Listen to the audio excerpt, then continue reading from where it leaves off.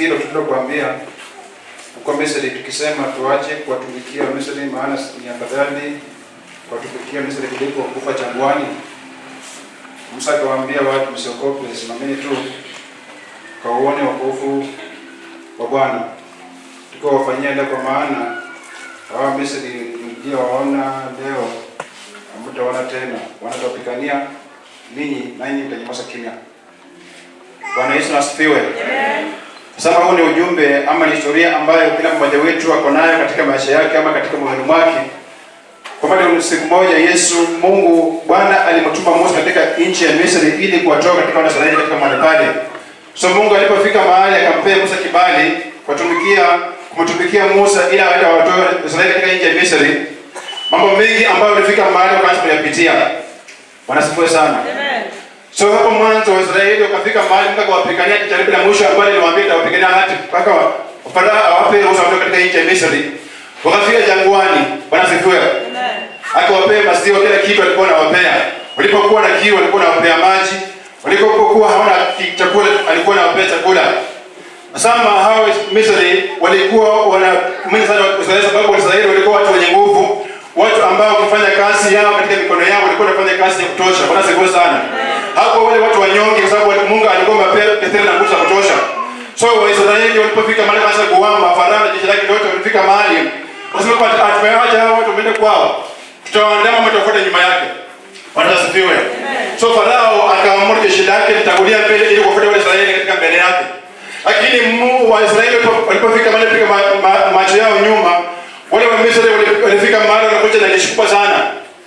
Wote miongoni mwao kwa Musa, tulikwambia kwamba ili tuache tukatumie Misri kwa sababu gani? Ni heri kutumikia Misri kwa sababu sisi ni heri kutumikia Misri kwamba tulikuwa hapa jangwani. Bwana asifiwe sana. So Mungu alipofika mahali kwa eneo la Israeli, Musa alipokuwa kwa miongoni mwao, neno la Bwana likamkujia Musa akamwambia kwamba tuambie Israeli kwamba tuangalie mbele. Sasa mbele kuna uzima, mbele kuna raha tele. Ukiangalia nyuma katika maisha yako kuna mambo mengi ambayo unayopitia. Maisha yako imejaa mambo mengi sana. Magonjwa yameinuka katika maisha yako, mambo yameinuka katika maisha yako, lakini wewe mwenyewe unaangalia nyuma kama leo hii utafika mahali unaangamia. Ndiposa Mungu akapea Musa ujasiri kwamba hao watu kwamba tuangalie majaribu ambayo iko mbele yao. Ama sekretari za Farao ambao wamewafuata nyuma yao. Mimi mwenyewe nitawapigania kabisa. Sasa mimi ninawachua mawazo yao, ama ninachua kwamba mimi ni Mungu wao, nitawapigania nini kabisa. Sasa unapokuwa muoga katika neno la Bwana, jambo la pengine unapokuwa muoga, utashinda majaribu yote. Wakati unapoingia angalia mbele, sababu Mungu amekupea kufanya ili kuangalia mbele. Bwana asifiwe sana. Ufanye nifika mahali kwa uoga sana. Sasa ni jeshi ambalo Farao wafuata nyuma, ni jeshi ambalo linakuogopa sana. Lakini Mungu ni Mungu ambaye anashinda majeshi yote. Mungu ni Mungu ambaye anaweza kupigania katika hali ya kuyahukumu ambayo uko nayo, akupea hali rahisi ambayo unaona kwamba ni ngumu. Bwana asifiwe. Amen. Sasa kwa mbele yako Mungu analiona. Mambo ambayo unayopitia Mungu analiona pia. So chamba lako kumwangalia Mungu ananipigania mimi peke yangu. Sasa Mungu anapigania yule mtu ambaye anamtambua peke yake. Mungu anapigania yule mtu ambaye anamcha peke yake. Mungu anapigania yule mtu ambaye anamtumikia kila wakati. Ndio Mungu anafika mahali akainua Musa kama kwa hao watu bila kuwa mbele yao hawajashinda majaribu yote. Bwana asifiwe. Ndio maana leo hii pia kuna kiongozi kanisani. Kuna mpasa kanisani pia ili kwamba Mungu katika kile chama mbali kika sana pia. Sasa pia kuna na kiongozi. Pia kiongozi anafika mahali atakosa kupitia kwa haki na Mungu. Leo hii kwa mahali yako makapa ambayo yanapitia. Nyumba yako haina amani, sawa. Nyumba yako ina mkono lakini sawa. Mungu pia anakuangalia, je, unamtumikia yeye ama hapana? Musa akafika mahali akamwambia kwamba ambia hao watu, ambia taifa langu takatifu, ambia tumeshauri takatifu kwamba niko mbele yako, waangalie mbele kabisa. Bwana asifiwe. Hauna pesa katika nyumba yako, hauna faida katika nyumba yako, mambo haya yanapitia pengine makachakula tena, lakini Mungu anakuambia leo hii ambia Israeli kwamba tuangalie mbele. Sasa ndio zaidi tumefika mahali tunasema neno mengi, magonjwa imeinuka, barabara imejaa ajali, mambo mengi imeinuka kabisa, lakini tumishi wa Mungu wengi maasani na Bwana. Ndio maana leo hii Mungu anasema Israeli, mbasi kwamba tuangalie mbele. Angalia mbele mahali penye unaenda ni wapi? Mungu amekutoa upande gani? Bwana asifiwe. Katika wokovu kuupokea ni rahisi sana. Mimi ni mtumishi wa Mungu, nimekuanzia leo na haja dhambi, lakini kulea wokovu wako ni jaribu kubwa kabisa. Bwana asifiwe. Kwa maana katika wokovu wako kuna raha, katika wokovu hakuna raha kabisa. Kuna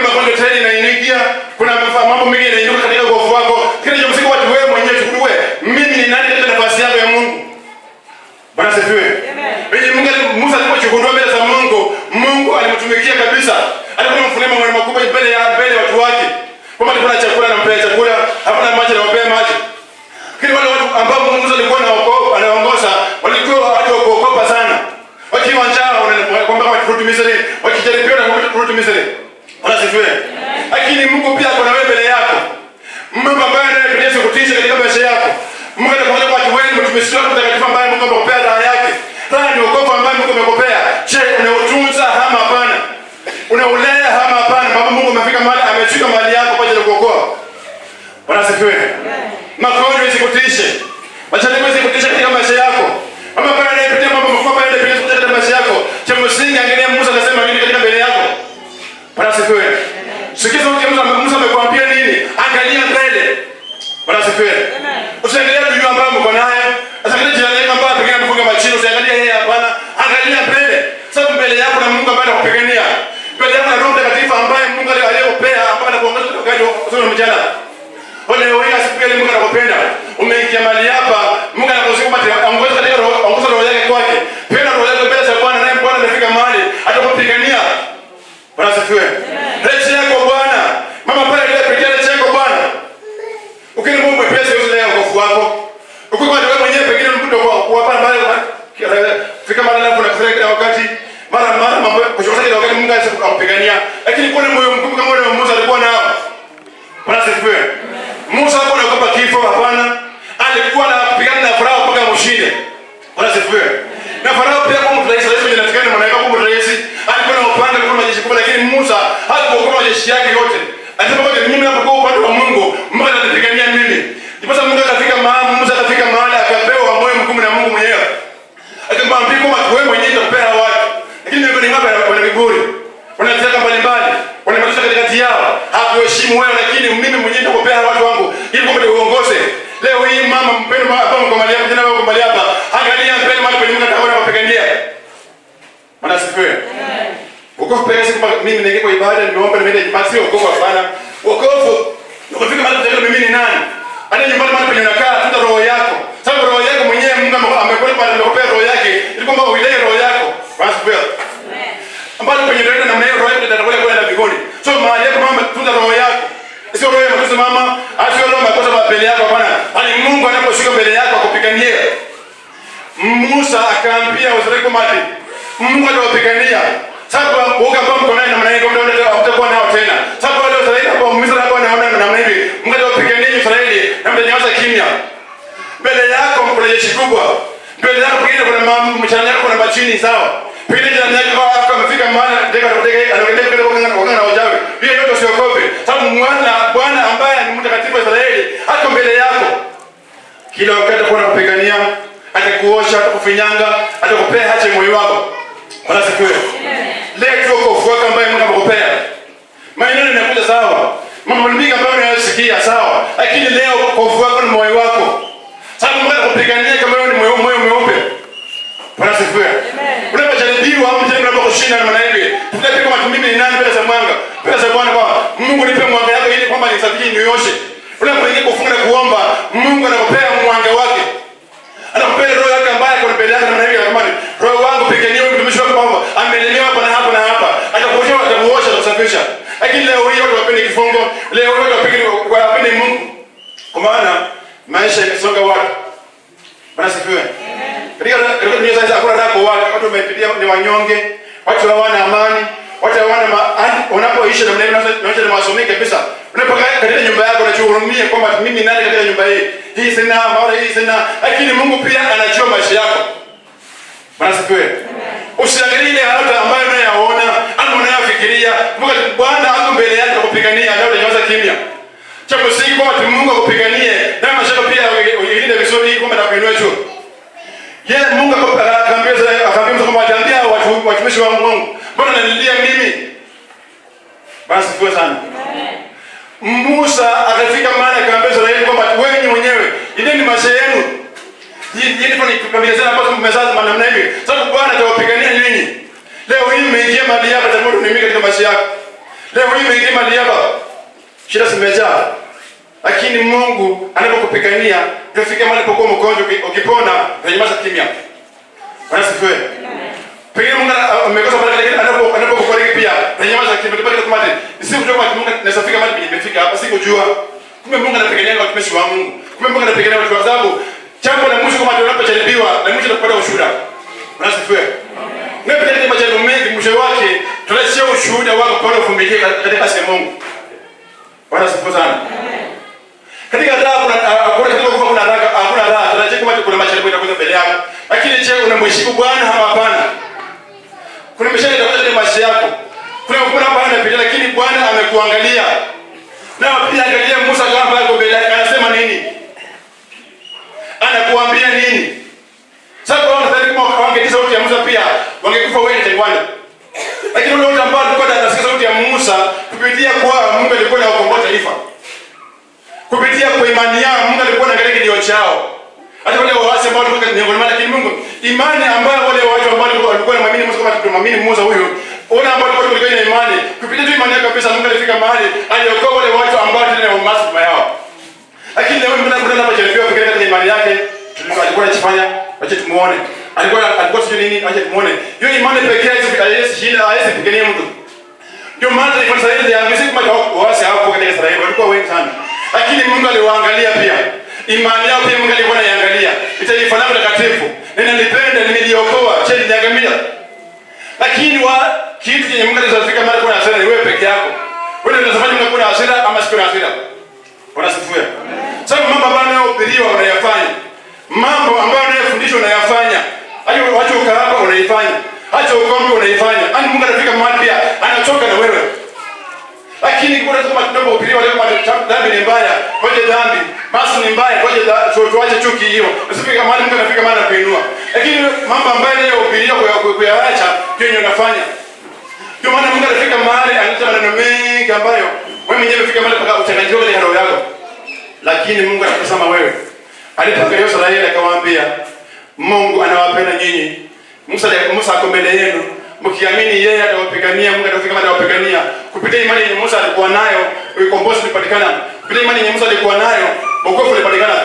So leo hii Mungu amesimamisha Musa mbele yako. Utakonjeka lakini utakufa. Unasifiwe? Mungu pekee tutalala njaa lakini utakufa. Walala njaa lakini Mungu atakupea chakula. So imani ambayo uko nayo ni kuamini Musa anasema nini katika mbele yako. Naye Mungu pia anataka ni katika nafasi yangu, nimfanyie nini katika nafasi yangu. Peke yake imefika mahali ndio kukubariki. So jaribu mambo niko mbele yako usijiangalie. Yesu mwenyewe pia akafika mahali asipitie msalabani lakini akasema kwa Mungu, wasamehe dhambi zao. Sababu wanagaushia wafanyayo. Wewe mwenyewe unapojaribiwa leo na maneno unapoongelea kwa lakini Mungu omba msamaha kumwambia Mungu. Mungu bila mimi nimekuja lakini samehe. Mimi ni muasi pekee lakini Mungu nisamehe dhambi zangu zote. Lakini leo wewe unapoongea pekee kwako nafika mahali hata sijui nimejua tu kwamba kwa sababu Musa pia aliongelewa na mengi katika Israeli. Musa pia alikuwa anaongelewa mengi, hapo sasa alikuwa anaongelewa, lakini Mungu alikuwa amempea imani ya kushinda hao wote. Na baraka pia alimpea, uzima alimpea. Haleluya. Amen. So leo hii Musa amekuambia kwamba angalia maisha yako na angalia mbele. Sababu Mungu anakupigania. Adui yako bado anapigana nawe leo, kesho utamuona. Haleluya. Amen. Mambo ambayo unayopitia leo kesho utaiona. Sababu Mungu anayechua mawazo yako, anachua kufikiria kwako, anachua kutembea kwako, anachua mawazo yako ambayo unafikiria, mabaya na mazuri Mungu anayechua. Lakini leo hii angalia mbele. Tambua wewe ni nani katika nafasi yako ya wokovu, tambua ni nani. Mungu anapoingia, chifundua wewe ni nani. Bwana sifiwe. Amen. Jamii utakukataa, kama na mama utakukataa, utakuwa pia utafika hata kukataa, lakini Yesu anaposhuka katikati yako, haisikataa maisha yako. Ndio maana Musa alipendwa na Mungu. Maana Mungu pia alifika mahali akampigania, akampea roho ya kushinda. Lakini leo hii watu wako na roho ya mayai ama roho ya kumbe. Chwe toka mingi nafika mahali ni kumbe inakufa na mtone saulika. Wokovu si namna hivyo. Wokovu inafaa kuwa wokovu roho ya mwamba. Chwe inapowaga na inashika kama mwamba lakini mwamba jela la bila siku yote kama mara chwe acha na mimi hapana. Ndio pia wokovu katika maisha yako. Chwe inaingia lakini usingesike. Maisha inaingia lakini usiyumbe wewe kama mwambie Mungu. Kama ulipanga kwenda mlipa zote na wewe namna hivyo. Utasema majaribu. Lakini leo hii umejaribiwa, mara utakaa nyumbani, wengine wanakaa nyumbani, wengine wanasema neno la Mungu. Hiyo si wokovu hapana. Ndio maana Israeli ikolewe ama Mungu afika mahali peo Musa ndo ndito alimwangalia kwanza kidole hapa kwa kichwa. Kumwambia huyu mtu ni mtu mwenye ako na imani, si mtu wa kimwili hapana. Akampika mahali akampea imani ya kutosha. Ndio maana kukosa mwanadamu si kazi rahisi. Unasikia? Mwanadamu si kazi rahisi, lakini ukichipa moyo na mnaiko katika wokovu wako, mama kijana utashinda. Sababu mama yake anamwambia asifanye ile anafanya. Anamwambia kama acha na naita anaifanya ili kwamba yeye mwenyewe kama uchoke. Lakini tunza tu maisha yako na roho yako ambayo Mungu anakupea. Ndio maana Musa akaambia Israeli, hao Misri mtaka waona leo, kisha mtaona tena. Mungu atawapigania, lakini kesho mtapenda kimasa kimya. Sasa kwa wale Israeli mnaona leo, kisha mtaona. Mungu akombele yako mama ambao mali hapa, chalepe limejaa, makonzi yameruka, pengine mtaka hamna amani katika nyumba yako. Mungu kila wakati, pengine machini kila wakati anatoka katika nyumba yako, lakini Mungu pia anafika mahali na yangalia. Leo hii pengine unataka changamoto mengi, leo hii wewe ni mzima, kesho wewe yani mambo yanabadilika. Mungu pia anaangalia kwa watu. Sasa kumbuka pia Ayubu pia ni mtumishi wa Mungu. Lakini pia alikuwa kidogo ni anakonjeka. Lakini Mungu aliangalia imani ya Mungu atakuwa nayo. Anaweza niasi ama hapana. So usiasi Mungu, kwa maana Mungu ndiye tegemeo lako atakupigania. Tukile kwenye ulimwengu umejaa saa hizi mainuka imekuwa mingi, dhambi zimekuwa mingi, mambo imekuwa mingi kabisa. Lakini ukiangalia Kristo ni mtu wa mataifa, hawezi tofautisha. Bwana sifiwe. Ukiangalia mtu mdogo saa hizi Mungu anajimisha saa hii. Ukiangalia kama adui Mwisraeli ama Mwisraeli au tofautisha. Sasa Mungu kusema maana sema kwamba kulikuwa na Israeli, kulikuwa na Misri pia. Kulikuwa na tofauti ya mahitaji ya Israeli na Misri, kulikuwa na tofauti kubwa sana. Sasa Israeli ulifika mahali kulikuwa na mcha Mungu katika haki na kweli, ndipo Mungu akawatambua. Lakini leo hii mama kirudi nyumbani anapokaa tembea katika maisha yake, lazima kwa mama ameokoka ama achokoka. Mambo haya anayofanya si hata aimbele Mungu. Ndio maana Mungu anafika mahali anacheka ama anamshuhudia na tegemeo yake. Sababu walimwengu wafika mahali watafutia yao wenyewe.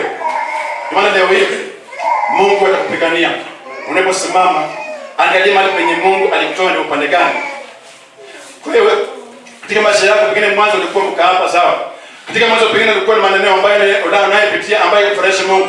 Lakini Mungu amesema leo angalieni mbele mahali penye mnaenda. Usiangalie raha ambayo inakusingira hapana. Raha inafika mbali na hasa Mungu, lakini Mungu anapofika mahali anapoangalia kwamba mimi nani, Mungu anafika mahali anakupigania. So leo hii mpende huyu Yesu, baba Yesu anaposimama mbele yako, anakupea moyo wako.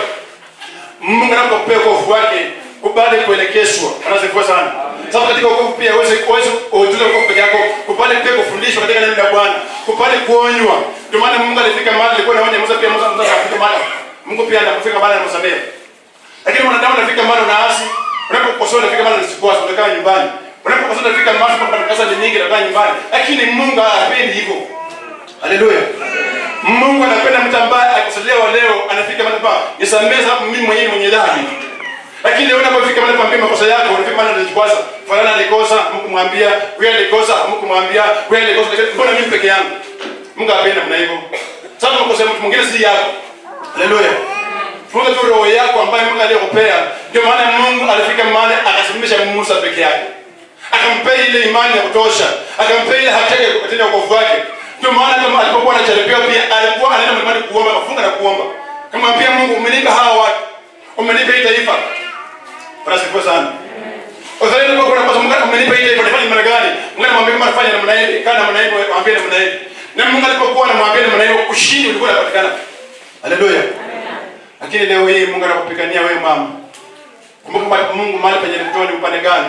Je, Mungu atakupea wokovu na mapea Mungu nini? Haleluya. Mungu atakupea baraka pengine una pesa saa hii. Ama una nyumba nzuri saa hii unafurahia ama nimekaa mahali hapa. Kama angekuwa Mungu pia singekaa mahali hapa. Ama kama angekuwa Mungu singefika mahali hapa. Je, nawe unapea Mungu nini? Unapea Mungu nini kabisa? Sasa Mungu ndiye anakupea baraka, aliyokupea ile familia yako, aliyokupea ile mkaka wako naye, aliyokupea katika kila kitu. Kwa maana Mungu anaanguza leo wale. Usikumbuke mahali penye ulitoka, uangalie mbele. Sasa kwa watu kufika mahali wanaanza kukumbuka mahali penye ulitoka. Ule kule Misri tulikuwa na kinywaji, tulikuwa na nyama, tulikuwa na juice, tulikuwa na nini. Watu wanaanza kufikiria mambo tulikuwa tunakonjeka namna hivi. Lakini kwa Mungu pia kuna konjeka na kuna kupona. Haleluya. Unaposimama, Mungu anakupenda. Angalia mbele. Mungu anahitaji roho yako kupigania. Usimame sana.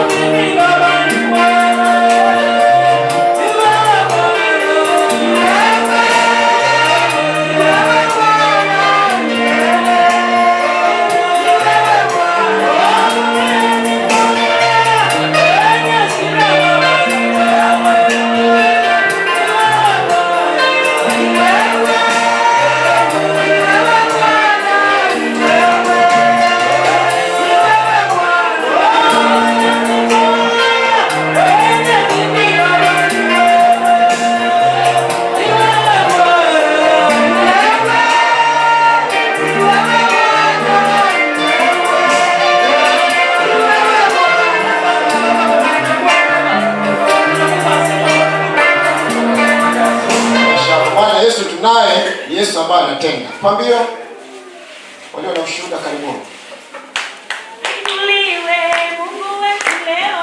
Waliotendewa na Bwana, tunakimbizana na muda wa Bwana. Waliomwona Bwana jioni shuhudia makuu ya Bwana. Bwana ushinda mwovu.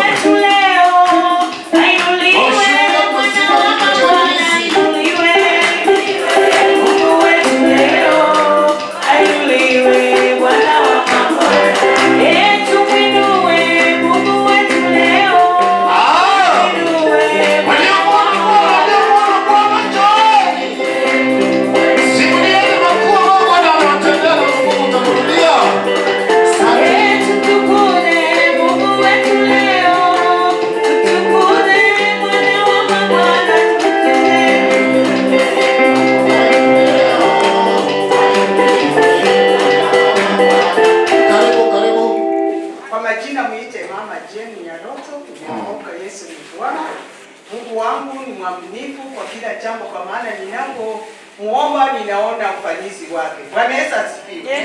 Haleluya. Hakika nilikuwa mpweke, lakini kwa wakati huu Bwana ninaona mkono wake, kwa maana nguvu zangu zimerudi. Miguu ambayo ilikuwa imepooza, hata sijui niseme nini, lakini hakika vile niliingia mahali hapa ninaona mkono wake Bwana ukinitembelea. Hata wajirani wanaponiona nikitembea wanaona ni mama Jenny, wewe ulikuwa na Mungu gani? Lakini hakika Mungu, nilikuwa mtu ambaye siwezi. Ni kwa wakati huu nikikaa na wamama wajane wenzangu, wakiniona hakika wananiuliza maswali na ninawapea maswali iliyo ya utukufu. Kwa maana unapopata kitu kizuri mpaka lazima upepo mwenzako. Bwana Yesu asifiwe. Hata saa hii nina matunda ambayo Mungu amenipea. Wanaponiuliza ninamuelekeza na anaonekana na anapata vizuri vile, pia mimi naona vizuri vile ninatembea, nikijisikia ninaona ufanisi wake Bwana. Ana mkono ulio uponyaji, nimepona miguu, ninaona ninatembea, saa hizi naweza kukimbia hapo. Si ni Mungu? Haleluya. Ni haya, mbarikiwe. Nikiwa na majungu ninaona Mungu ananitendea yaliyo makuu. Kwa maana ninapotoka hapa, mtumishi wa Mungu anaponiwekea mkono, hakika ninaona kitu. Siwezi nikatanganya. Ninaona kitu kati ya maisha yangu. Ni hayo tu. Wanaweza siwe sana. Amen. Wanaweza siwe hapo. Amen. Amen. Amen. Hakika mimi kwangu hapo niliamka tu na nguvu. Bwana siwe sana. Amen. Nilipata ajali na Daniel. Nilikuwa napuuza mimi sikuumia. Bwana siwe sana. Amen. Ya jana niliumia, mtumishi wa Mungu alinitibu. Sasa nilikuwa nasikia vizuri. Bwana siwe sana. Amen. Sasa hii kumbe ilikaa hii mkono iliamkia, ilishinda na kifua. Bwana sifiwe sana. Nilikuwa nashindwa. Sasa mimi nifanye nini? Lakini nikiomba Mungu, Mungu, mali niliamkia, uliniamsha hapo mzima. Sasa nikuvia kwa nyumba. Bwana sifiwe sana. Siwezi kushika kitu. Bwana sifiwe sana. Nikiomba mimi ni mzima. Bwana sifiwe sana. Hakika kuamini Mungu na ajali kwa boma yangu, hao wasichana wataniua na ajali. Bwana sifiwe sana. Lakini kiamini Mungu hawezi kuniua. Bwana sifiwe sana. Sasa nilikuwa nalia, dada wangu ananiwaja, sasa mimi kwa nyumba nitakuaje? Bwana sifiwe sana. Lakini huyu Mungu anaweza. Lakini nikitembea, lakini sikusikia kifua, hii mkono siwezi kulala. Bwana sifiwe sana. Lakini nitembea, nilifika hapa naona Mungu mwamjiza. Bwana sifiwe sana. Niko mzima. Majina ni Roda Mjane. Piga Bwana makofi. Asante. Bwana Yesu asifiwe. Amen. Tuimbe bendera ya Bwana. Bwana asifiwe. Amen. Simama hapa, tunamshukuru Mungu. Ninamuinua kwa kazi ambayo anatenda katika maisha yetu na familia. Bwana Yesu asifiwe. Amen. Ninashukuru Jehova kwa maana yeye anastahili kupewa sifa. Bwana Yesu asifiwe. Amen. Hakika nashukuru Mungu kwa wale ambao waliingia mkutano kwangu. Mungu akaweze kuwabariki, Mungu akawainue. Bwana Yesu asifiwe. Kupitia ndani ya maombi yenu, hakika nimeona mkono wa Bwana Yesu asifiwe. Kwangu huwa atulaje hata watoto. Unapata watoto wametoka kwa kitanda ameanguka. Bwana Yesu asifiwe. Sasa leo kutoka mkutano ingie kwangu. Watoto wanalala, pia mimi mwenyewe nalala. Bwana Yesu asifiwe. Na nilikuwa na shida kidogo.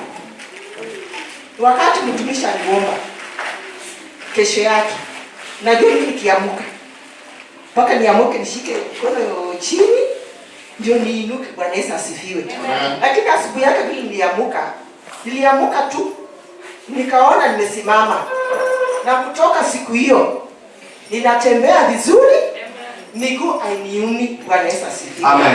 Alafu siku ya Jumamosi jioni kamvua kalikuja kama kanataka kunyesha kidogo toka mlangoni. Sasa radi ilikuja ikapiga mbele, watoto wakapiga nduru, tena ikapiga nyuma, lakini hakuna kitu yoyote ilitendeka. Bwana Yesu asifiwe. Ilirotate hiyo compound yangu yote mpaka huko kwa Mahindi. Bwana Yesu asifiwe. Lakini hakuna chochote kilitendeka. Nashukuru Mungu ananitetea. Ni wakati ukiona mkutano ikiingia kwa boma, hakika inakuwa na furaha. Bwana Yesu asifiwe. Nashukuru Mungu, barikiwe sana. Kwa majina naitwa Bridget Chauma. Pige makofi. Asante. Bwana asifiwe. Funga mkono hewani kidogo. Pia mimi nakusimama mbele zenu na kushukuru Mungu. Pia ametupigania katika huduma, amekimbia kuchukua mahali hapa, ametupigania tumesafiri salama, tumerudi salama. Na pia pili nataka kumshukuru Mungu kwa maana katika kazi mahali penye nashikilia kibarua hapo, nilikuwa nafanya kazi Jumapili na Mr. Charles Wole. Bwana asifiwe. So tukiambia nanga mimi na wewe ni washiriki, lakini Jumapili sasa tukue kazi tufanye namna gani? Mimi nikienda kazi na kiapa kutoka na nishikilia anamwachia na naacha mtu mwingine. Lakini nashukuru Mungu maana wakati nilitoka Nairobi tukienda kazi kutupanga tukapata kupandisha shift yote mzima, kampuni yote. So nikachukua tena nilikuwa na mzee, lakini sisi wote tuko na nafasi kwa Jumapili. Bwana asifiwe. Piga kwa makofi kidogo. Kwa sisi sana wamenifunga mtu mwenye naomba na yeye kwa shift moja. So leo hii anaweza siponya asubuhi ni kwa kama asubuhi, lakini Jumapili itakuwa Bwana asifiwe. Tena wakati mwingine mkisha kienda nje Friday unapata naenda kwa kazi mpaka ndani siku 3 kazini ni kesho mpaka tupate nafasi. Lakini nashukuru Mungu sababu maombi yangu pia Mungu ameifungua. Kwenye alijui kwa mbarikiwa sana. Ile jirani yako, ile jirani, angalia jirani. Inga jirani, kama ulinge isi na jirani. Ambia Bwana akubariki. Amen. Asante. Ndio wengine umalize ibada hata hivyo alikuwa amekaa na nani. Tusimame tutamatishe ushuru. Tuombe. Baba mwenye neema, katika jina la Yesu nasema asante. Asante kwa makuu ambao umetenda katika Bwana. Jehova Bwana umetoa ushuhuda jinsi umetenda ndani ya maisha. Asante kwa makuu mfalme. Jehova napo kama neema mzidi kutenda makuu ndani ya maisha yao. Yesu waone utukufu wako kwa sababu ya Bwana. Unapofunga hapa chini juu bila chini baraka zako ndio ushindi wako. Yesu kwa jina la Yesu.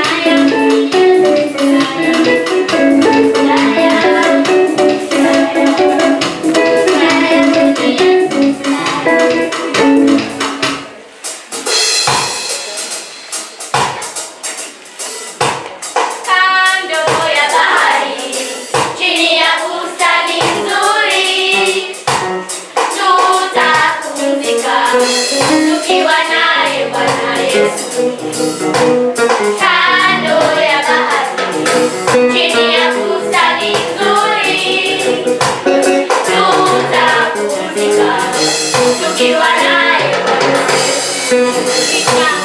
Shangwe siku zote, hakuna shida tena, huzuni hakuna, ni furaha tele. Tutaonana na ndugu zetu waliotangulia, tutafurahi nao milele na milele. Ni shangwe siku zote, hakuna shida tena, huzuni hakuna, ni furaha tele.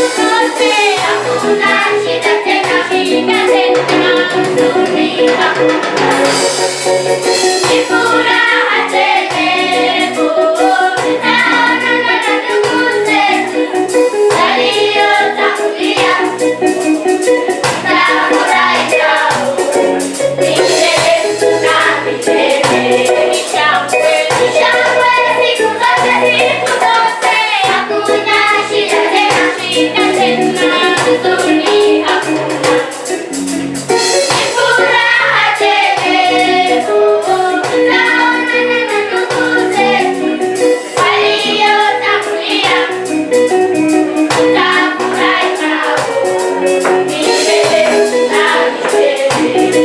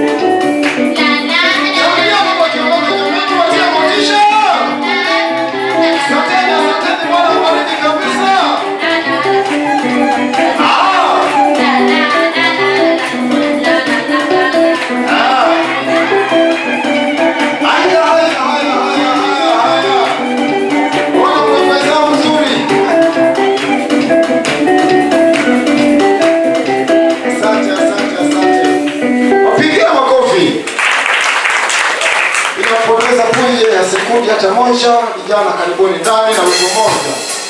Wimbo moja. Mzigo mzito, Mungu Baba siwezi. Mzigo mzito, Mungu Baba siwezi.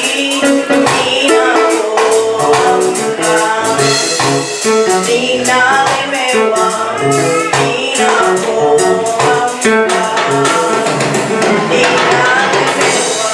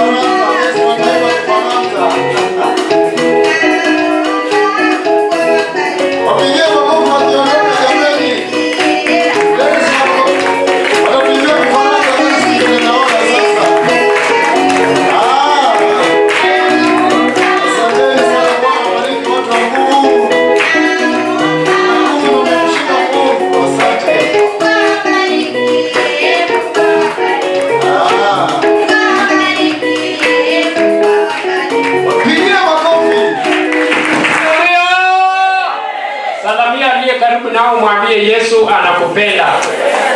Mwambie Yesu anakupenda.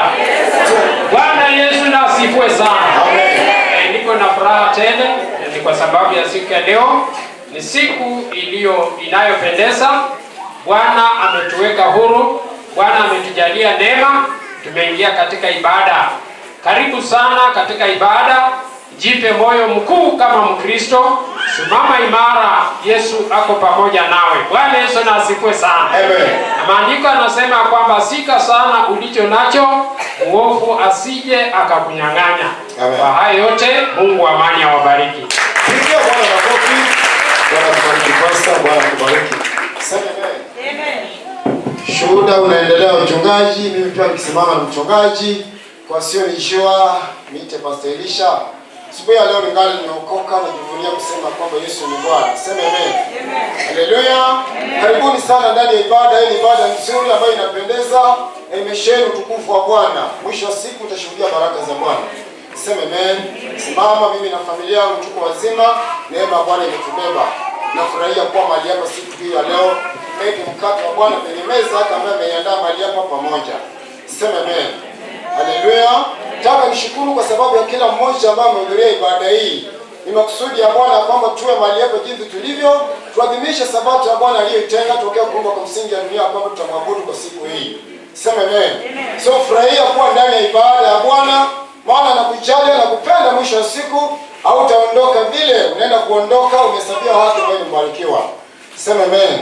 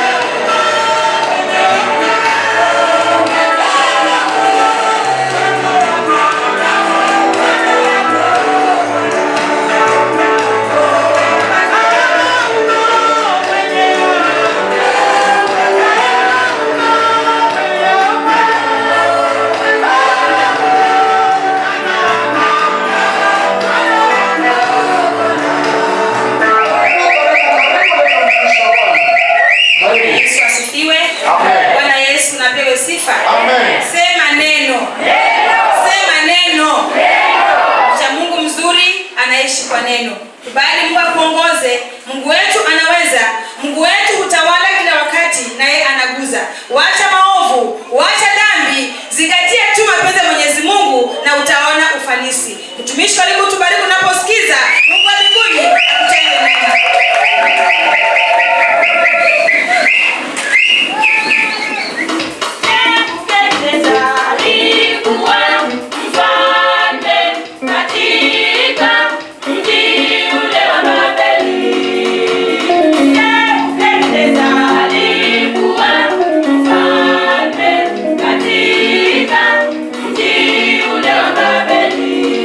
Mungu wa mbinguni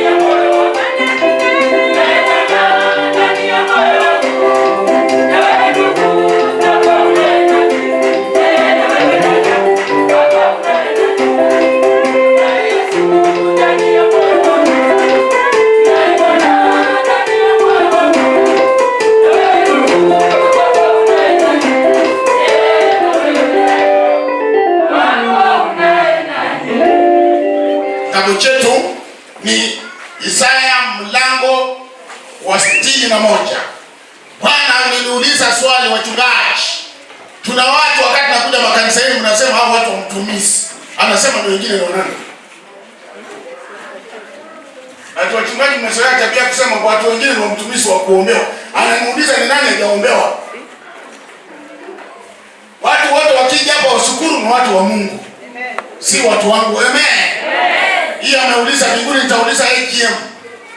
Amen. Nitataka kwa yaani wachungaji watoka hapa wakielewa. Najua nilikienda Nairobi watu wanaingia na kuanga 50 ama 60 wanasema ni wangu. Sasa nataka wakataa si wangu.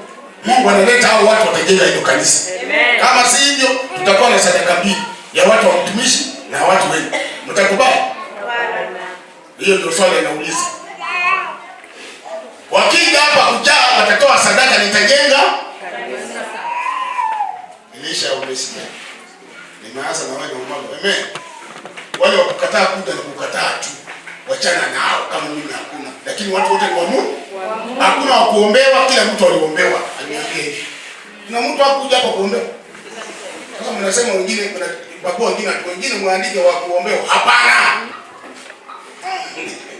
na hasa na sibali. Amen. Hakuna watu wa kuombewa. Sote tuliombewa. Hata mimi niliombewa. Sasa ukisema watu wa Stefano, hapana, watu wa Mungu wamekuja kwa ajili ya huduma ya Bwana.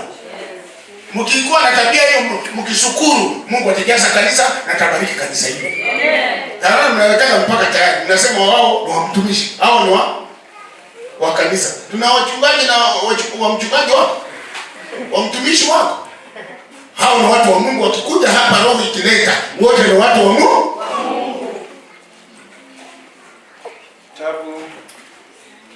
Kitabu ni Isaya 61. Tutasoma. Roho ya Bwana ii juu yangu kwa sababu Bwana amenitia mafuta ni wahubiri nyenyekevu habari njema, amenituma ili kuwaganga waliovunjika moyo. Kuwaganga waliovunjika moyo.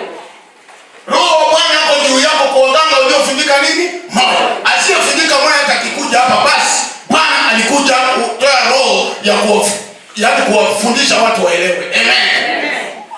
Watangazie mateka uhuru wao na hao waliofungwa habari za kufunguliwa kwao. Yaani waliofungwa kufunguliwa kwao. Yes. Kila mtu aliyofungwa kuja hapa anakuja kufunguliwa kwao. Si ati wangu. Kitai. Sio wangu. Watu wa Mungu wakaribishe. Amen. Ndio wamesema tunaje umeanza tabia. Chungaji wote tabia. Sijui tabia gani. Hata nikiwa kaunda kipindi umekuja ndio watu wamekuja. Mimi nilienda kutembelea mtu nikamleta. Utukufu umeleta watu kufunguliwa. Mwingine mwenye atafungulia siku moja atatoa simu mfuko moja. Sasa atakuwa amebariki mkutano. Amen. Haya. Wenyewe fungeni tu baraka za kanisa. Tangazo mwaka wa Bwana uliokubaliwa na siku ya kisasi cha Mungu wetu kuwafariji wote waliao. Yaani kuwafariji watu wamesema unako kwa kanisa. Kuwafariji wote wanaolia. Wale waliao hajasema wale wenye wamekuja kanisani. Wale waliao wanapokuja kuombewa si wa Stefano ni wa Yesu kuwafariji wale waliao. Amen. Tuna wageni walikuja hata kutoka Uganda wale waliao. Amen. Amina. Kuwafariji. Sasa wa Uganda watu mmoja watakutolea zingine ndizi. Kanisa litakuwa na faida. Halitakuwa Stefano peke yake. Kuagizia hawa walio katika Sayuni wapewe taji ya maua badala ya machivu. Yes. Furaha badala ya maombolezo. Yes. Basi la sifa badala ya roho nzito, wapate kuitwa miti ya haki iliyopandwa na Bwana ili atukuzwe. Yaani wasiwe kuwa na roho nzito. Yaani wasiwe na roho nzito. Ndio tunasema dhambi ikataswa. Dhambi ya kuzoea ikataswa kabisa. Amen. Lazima kanisa litakuwa mzuri. Haleluya. Na unajua mchungaji wangu mzuri kidogo. Alikuwa anafikia ataita watu nje. Lakini yeye alimaliza tu ile nimwambia mimi nikikemea itakuwa mbaya. Wewe malizana tunao pole pole. Amen. Itatendeka hivyo. Ni iwe funzo kwa watu wengine. Ukiwacha tunobati utaona. Amen. Itakuwa funzo. Amen. Lazima mtu asoe kwa mtu wake. Nao watajenga mahali pakale palipoharibiwa, watainua mahali palipokuwa ukiwa. Hao wenye tunaombea watajenga palio. Si watajenga. Ni wangu. Wamesema watajenga kwa Stefano.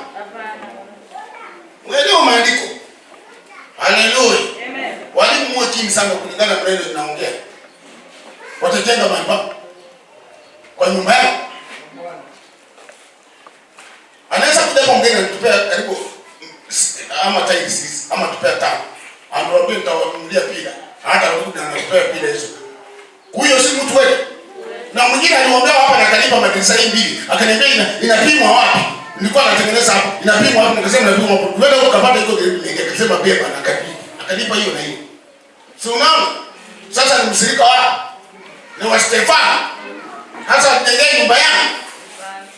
Ama ni mwenyewe. Karibiseni yoyote atakuja au mwanasimu au ina gani. Ile moyo wake itamshuhudia kufanya ile Mungu atampa. Amen. Amen. Tufike nafasi hii iwe ni kanisa la kupokea wageni kutoka mbalimbali wajenge mahali paliobomoka. Tengeneza miji iliyoharibiwa mahali palipoachwa kisasi baada ya kisasi. Yes. Na wageni watasimama kulisha makundi yenu. Watu gani watatulisha sisi?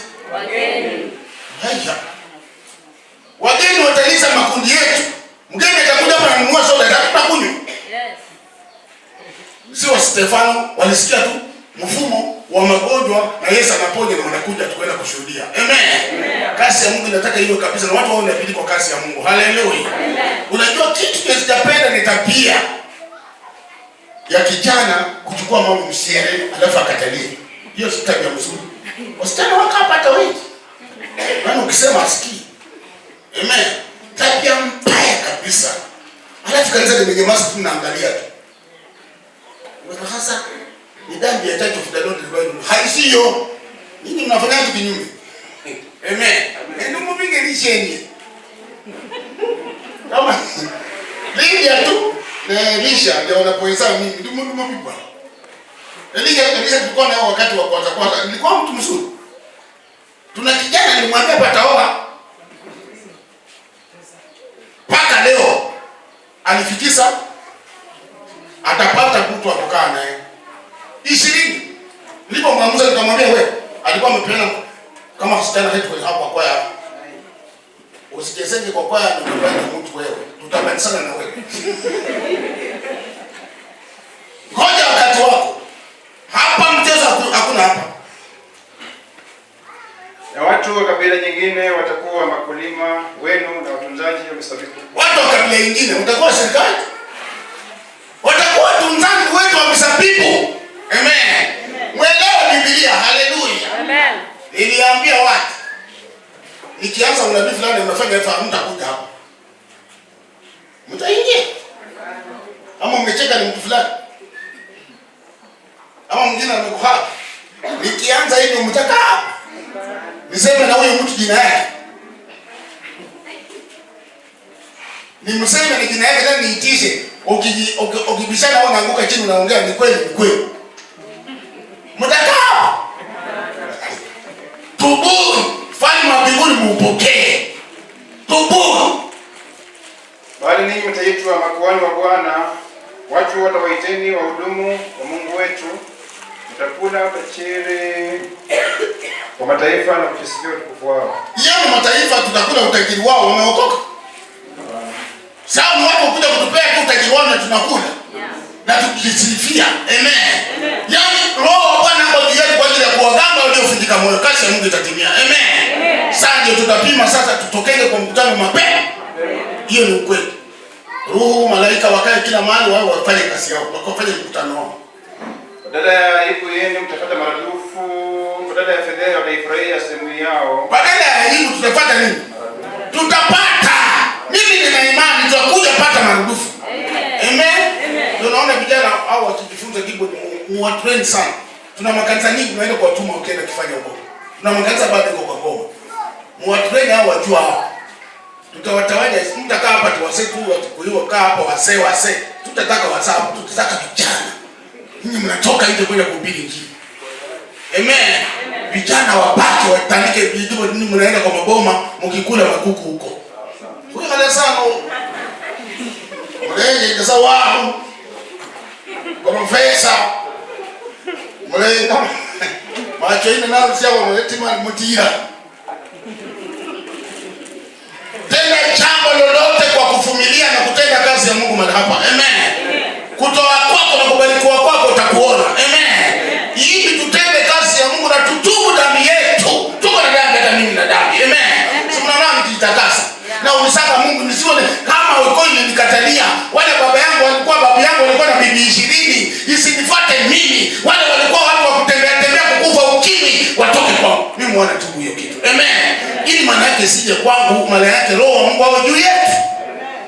Na badala ya fedheha wataifurahia sehemu yao, basi katika nchi yao watamiliki maradufu, furaha yao itakuwa ya milele. Yes. Maana mimi Bwana naipenda hukumu ya haki na uchukie wivi na uovu, na nitawalipa malipo katika kweli, nitaagana nao agano la milele. Yaani nilikuwa Nairobi wakaniambia nirudi. Niliambia watu wa Nairobi naweza ishi Nairobi mwezi mmoja. Wataweka hapo. Kama siku hiyo hawana mahali pa kuweka watu.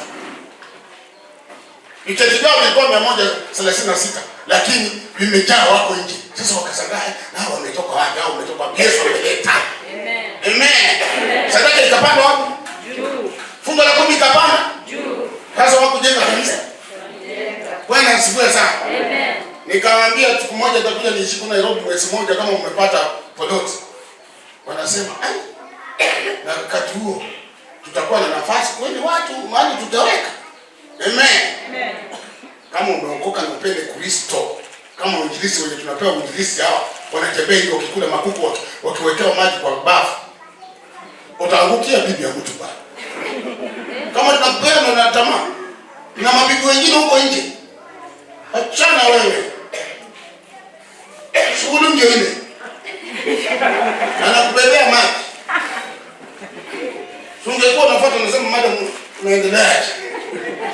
Hatuko na hiyo. Tunataka watu waende ufalme wa mbinguni. Amen. Tunatembea kwa makanisa yenye na maneno makubwa makubwa. Lakini hatuangalii hiyo.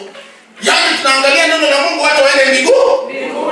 Tabia kama mwinjilisti kuwa na tabia ina hiyo, mimi siwezi kubaliana nayo, siwezi.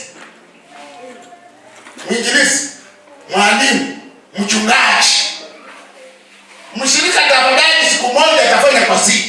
Lakini unapata mwinjilisti anafanya tu kama machupefu tu. Anafanya kama amekauka maji. Ukisema pia anaweza kuonya. Onya mimi uone. Nionyeshe kidole yako hiyo, itakuuma siku zote. Na kisasi chao kitajulikana katika mataifa na uzao wao katika kabila za watu. Yes. Wote waonao watakiri ya kuwa wao ni kisasi kilichobarikiwa na Bwana. Yaani ni kisasi kilichobarikiwa na nani? Bwana. Mimi Stefano ni kitu gani sasa naweza kutarajia kukula chenye mtamilisha? Kila kitu mlinipa. Amen. Hallelujah. Nikiondoka hapa nikienda Nairobi ni maneno mengine. Hata mkati siku nyingi Nairobi. Kitu kingine vya njuku wameweka kitu kingine ita asali, wameweka. Ukiuma mara moja na unasipo wewe kula kitu kingine. Sasa hiyo ninaipanga hiyo. Naambia Paulo kula, Paulo pia anaepa. Hallelujah. Kitu gani utakula? Kitu gani mimi sijakula chenye utaniambia? Wala na mabibi sana sijaona. Na wasichana gani sijaona? Wewe umekuja kama wasichana wamepoa kwa hii kanisa wewe. Hey, walikuwa hapa.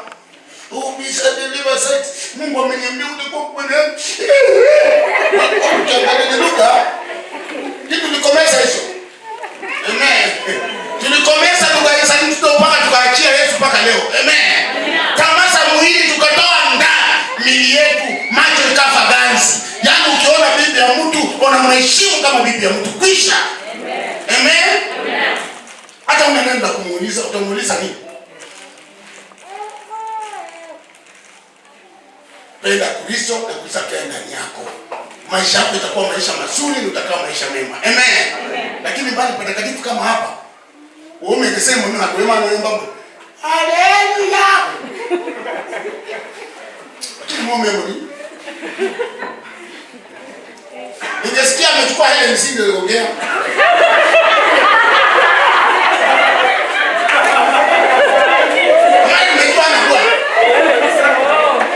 Lakini sasa hapo na Bwana ni unaenda hapo. Wewe ni hapo kwa shughuli ya kutosha. Ndio tabia tuweze kubaliana nayo. Hatuwezi. Amen.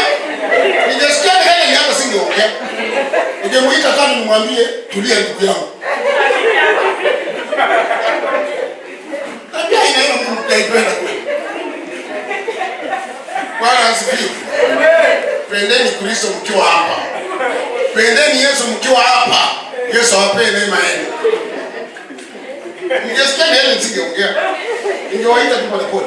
Mimi najua hata kwa huyo nimeishi Bwana.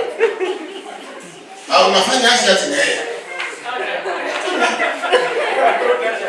Makosa sana. Yaani ni chukizo. Mbona akanyamaza leo mpaka saa hii? Mbona wewe ndio unafunja Tanzania? Ukikaje na maneno baya ya hivi? Mimi napenda kitu kiko straightforward. Hicho kitu cha ukweli mimi nakipenda. Lakini kitu cha propaganda mimi sipendi. Mama umeelewa hivi? Amen. Penda mume wako. Mpende vizuri. Habibi, utapokea kwa mahitaji yako. Amen. Msichana mzuri na smart, alafu mume wako mpenda. Nitafurahi sana katika Bwana, nafsi yangu itashangilia katika Mungu wangu, maana amenivika mavazi ya wokovu, amenifunika vazi la haki, kama bwana harusi ajipambavyo kwa kilemba cha maua, na kama bibi harusi ajipambavyo kwa vyombo vya dhahabu. Unajua kitu kikasirika mama yake mwenyewe aniambie fanya hivyo kama ilivyo nikuje nitangaze mwenyewe, mama yake aliyomzaa. Unajua mimi nitasikia tu. Ndio maana nimekuja na hasira. Mama yake aliyomzaa amesema hivyo. Kasema ni hii nini hii? Mtoto wangu. Bwana asifiwe. Sipenda kwa kijana. Ni pepo la ukoo.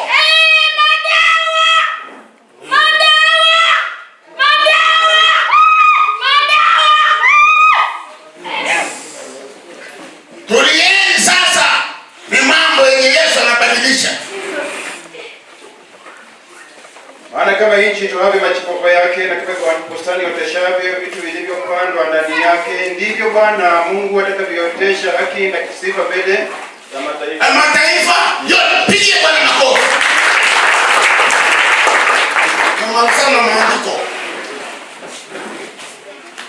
Hata waombe waende.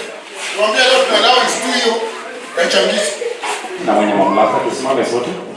Baba mwenye enzi na mwenye mamlaka, tunakupa sifa, tunasema asante. Asante. Tumekuona katika uanzilishi wa ibada ya leo. Tumeona uwepo wako Elishadai. Umetuonya, umeturekebisha na kuturudi Elishadai. Nasi tunasema tu asante Masihi kwa ajili ya baraka ya siku hii ya leo. Milango mfano acha baraka ya leo hii ikatubebe katika wiki nzima. Utukufu wako katuzingire Elishadai. Tunapoingia katika nyumba zetu, katika kazi zetu za mikono Elishadai. Afya ikawe juu yetu Jehova Jireh, kwa sababu ya neema na utukufu wa siku ya leo. Asante Mungu wa Israeli, tunapozidi kutafakari Ebeneza katika mfano huduma wa siku hii ya leo. Ninapotamatisha hapa chini duniani, mbingu likazidi kumimina baraka, likazidi kunena makuu juu ya maisha yetu, juu ya ndoa zetu, na juu mfano ya jumla ya mapato ya mikono yetu Elishadai. Asante maana ni Mungu unastahili. Madai umwagikaji damu hiyo inakemea na kuingiza kuzimu. Baba yangu simama, ukatukuke na kudhihirika kwa jina la Yesu. Amen.